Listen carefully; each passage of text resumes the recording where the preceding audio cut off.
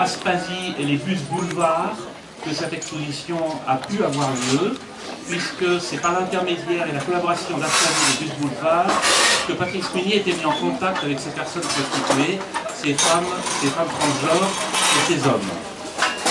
Aspasie, vous le savez, est une association de défense des droits des personnes qui exercent le travail du sexe et de prévention de santé. Et les bus boulevards, c'est un accueil de nuit, un bus boulevard Helvétique, un bus place des Alpes, et qui permet à ces personnes qui travaillent dans la rue la nuit de se poser, d'échanger. C'est donc tout à fait important. L'exposition Putain de portrait a toute sa place au Bain des Paquis, puisqu'il s'agit de parcours de vie sensibles, de personnes qui parlent avec émotion de leur vie, mais aussi de leur peine, de leur joie, peut-être de leur devenir, en tout cas de leurs espoirs. Et à partir de là, il était tout naturel que les Bains des Paquis, dont le centre de gravité est l'humain, d'accueillir donc cette exposition. Je ne vais pas faire long, parce que les discours, c'est toujours un petit peu ennuyeux. Alors je vais passer la parole à Patrice Munier, qui doit être derrière moi. Je ne vais pas vous le présenter, je crois que c'est inutile.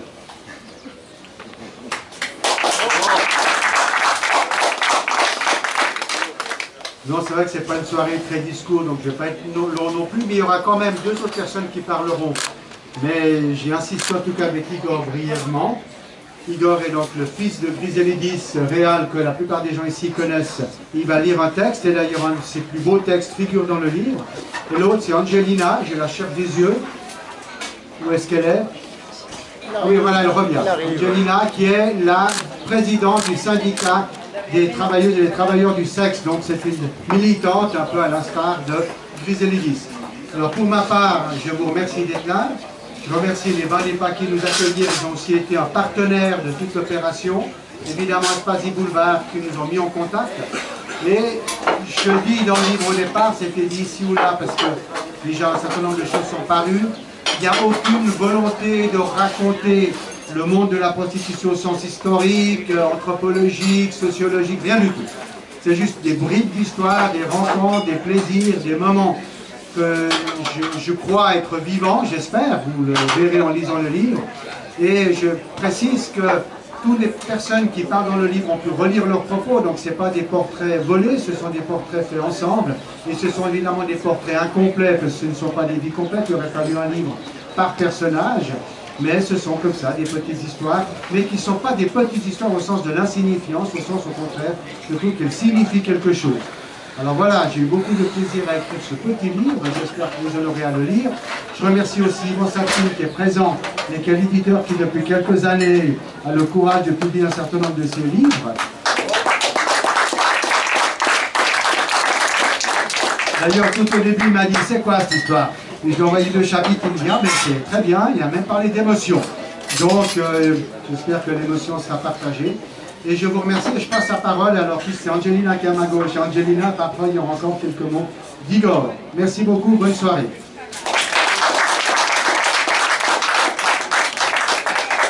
Alors, on a eu grand plaisir à collaborer avec M. Patrice pour son livre, parce qu'on cherche toujours de lutter contre les stigmatisations faites vers les prostituées. Tu m'attends pas? Ça va? Alors, on a eu grand plaisir de collaborer avec lui. Et il était très respectueux des choses qu'on voulait dire, des choses qu'on ne voulait pas dire forcément. Et c'était très bien. Et il a créé une ambiance assez véritière de la prostitution, de les filles qui font les prostituées. Et il a dépassé ces limites où on voit les métiers de les gens et ce que les gens y sont vraiment. Parce qu'on n'est pas seulement un métier. Il y a une personne derrière et il y a toujours une personne derrière. Derrière une prostituée, derrière quelqu'un qui méprise, il y a toujours une personne, un être humain. Et ça, il l'a montré très bien et je suis vraiment très contente d'avoir pu collaborer avec lui. Merci, merci à tous, surtout à Bains des Paquis.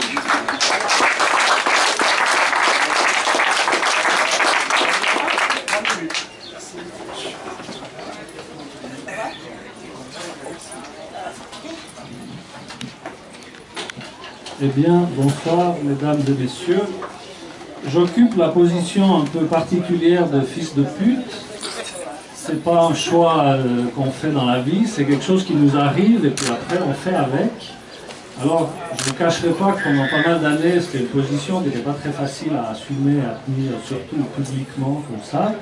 Mais petit à petit, avec le temps, c'est devenu non seulement une position humaine acceptable, mais c'est devenu carrément quelque chose de vachement bien. Donc je suis très fier d'être ce soir devant vous, en tant que fils de Griselidis, à l'invitation de Patrice qui me fait l'honneur de mettre un des textes que j'ai écrit sur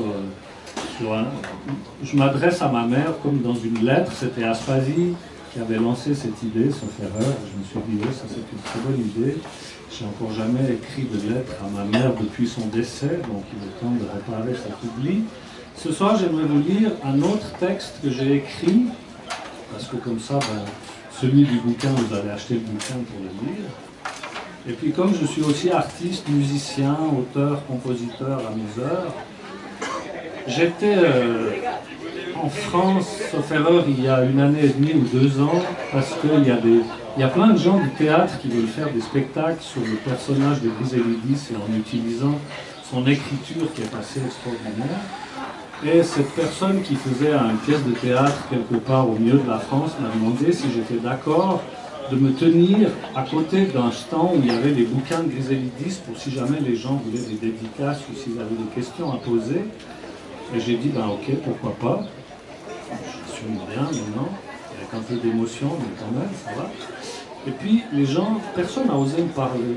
Toute la soirée, toute la fin de soirée, après le spectacle, les gens s'approchaient, repartaient. Personne, finalement, n'a osé me demander une question ou une dédicace ou quoi que ce soit. Et je me suis dit, mais qu'est-ce que je fais là?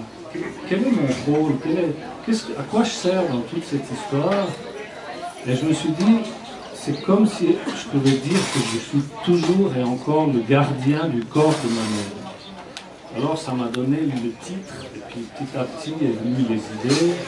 Donc là je vais accélérer parce que Patrice m'a fait les gros yeux. Je vous lis un texte, je vais essayer de bien le lire jusqu'au bout. Ça s'appelle « Je suis le gardien du corps de ma mère ».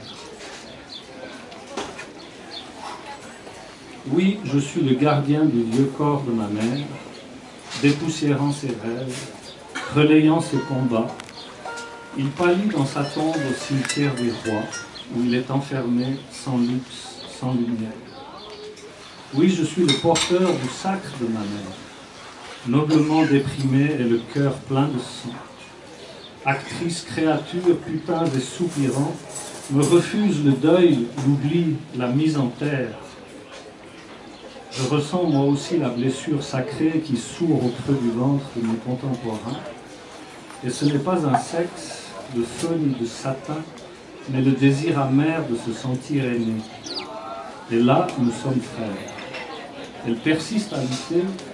Sur sa tombe, la pierre continue à hurler. Un corps mort, une femme, une conscience qui se bat et nous provoque encore. Et moi, je garde ça. Oui, je suis le gardien des larmes de sa mort, le fils de cette putain qui vous ébranle encore.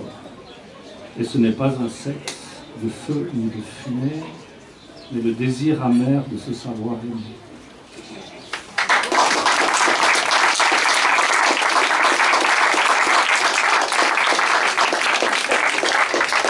Il ne reste plus qu'à boire le verre de l'amitié qui vous attend là, à gauche de celui qui signe.